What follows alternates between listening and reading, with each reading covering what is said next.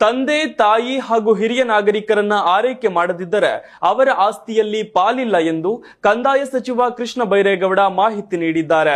ಹಿರಿಯ ನಾಗರಿಕರ ಮೇಲೆ ಆಗುತ್ತಿರುವ ದೌರ್ಜನ್ಯ ಕಿರುಕುಳ ತಡೆಯಲು ಅವರ ಸುರಕ್ಷತೆಗೆ ಒಂದು ಕಾನೂನು ತರಬೇಕೆಂದು ವಿಧಾನ ಪರಿಷತ್ನಲ್ಲಿ ಸದಸ್ಯೆ ಬಲ್ಕೀಸ್ ಬಾನು ಪ್ರಶ್ನಿಸಿದ್ರು. ಇದಕ್ಕೆ ಉತ್ತರಿಸಿದ ಕೃಷ್ಣ ಬೈರೇಗೌಡ, ತಂದೆ ತಾಯಿ ಹಾಗೂ ಹಿರಿಯರನ್ನ ಆರೈಕೆ ಮಾಡದಿದ್ದರೆ ತನ್ನ ಮಕ್ಕಳಿಗೆ ಅಥವಾ ಸಂಬಂಧಿಕರಿಗೆ ಅವರು ನೀಡಿದ ವಿಲ್ ಅಥವಾ ದಾನಪತ್ರವನ್ನ ರದ್ದು ಮಾಡುವ ಅವಕಾಶವನ್ನ ಕೇಂದ್ರ ಸರ್ಕಾರದ ಪೋಷಕ ಮತ್ತು ಹಿರಿಯ ನಾಗರಿಕರ ನಿರ್ವಹಣೆ ಹಾಗೂ ಕಲ್ಯಾಣ ಕಾಯ್ದೆ 2007ರಲ್ಲಿ ನೀಡಿದೆ ಅಂತ ಮಾಹಿತಿ ನೀಡಿದ್ರು.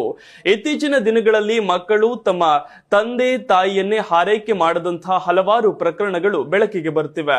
ಒಂದ್ ವೇಳೆ ಮಕ್ಕಳು ಅಥವಾ ಸಂಬಂಧಿಕರು ತಮ್ಮನ್ನ ಆರೈಕೆ ಮಾಡದಿದ್ದರೆ ಅವರ ಹೆಸರಿಗೆ ಮಾಡಿರುವ ವಿಲ್ ಅಥವಾ ದಾನಪತ್ರವನ್ನ ರದ್ದು ಮಾಡುವ ಅಧಿಕಾರ ಹಿರಿಯ ನಾಗರಿಕರಿಗೆ ಇದೆ ಅಂತ ಸಚಿವ ಕೃಷ್ಣ ಬೈರೇಗೌಡ ತಿಳಿಸಿದ್ರು. ಕೇಂದ್ರ ಸರ್ಕಾರ 2007ರಲ್ಲೇ ಈ ಸಂಬಂಧ ಕಾಯ್ದೆಯನ್ನು ಜಾರಿಗೆ ತಂದಿದೆ. ಆದ್ರೆ ಈ ಬಗ್ಗೆ ಹಲವರಿಗೆ ಮಾಹಿತಿಯೇ ಇಲ್ಲ. ಈ ಮಾಹಿತಿಯನ್ನ ಪರಿಣಾಮಕಾರಿಯಾಗಿ ಎಲ್ಲರಿಗೂ ತಲುಪಿಸಬೇಕು ಎಂಬ ಉದ್ದೇಶದಿಂದಲೇ ಪರಿಷತ್ನಲ್ಲಿ ಈ ಕಾಯ್ದೆಯ ಬಗ್ಗೆ ಉಲ್ಲೇಖಿಸುತ್ತಿದ್ದೇನೆ. ಈ ಕಾಯ್ದೆಯ ಪ್ರಕಾರ ಮಕ್ಕಳು ಅಥವಾ ಸಂಬಂಧಿಕರು ಹಿರಿಯ ನಾಗರಿಕರನ್ನ ಆರೈಕೆ ಮಾಡಬೇಕು. ಔಷಧಿ ಸೇರಿದಂತೆ ಅವರ ಮಾಸಿಕ ಖರ್ಚಿಗೆ ಹಣ ನೀಡಬೇಕು.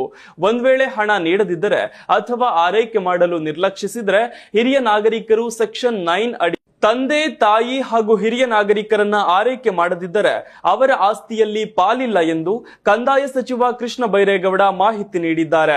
ಹಿರಿಯ ನಾಗರಿಕರ ಮೇಲೆ ಆಗುತ್ತಿರುವ ದೌರ್ಜನ್ಯ ಕಿರುಕುಳ ತಡೆಯಲು ಅವರ ಸುರಕ್ಷತೆಗೆ ಒಂದು ಕಾನೂನು ತರಬೇಕೆಂದು ವಿಧಾನ ಪರಿಷತ್ನಲ್ಲಿ ಸದಸ್ಯೆ ಬಲ್ಕೀಸ್ ಬಾನು ಪ್ರಶ್ನಿಸಿದ್ರು.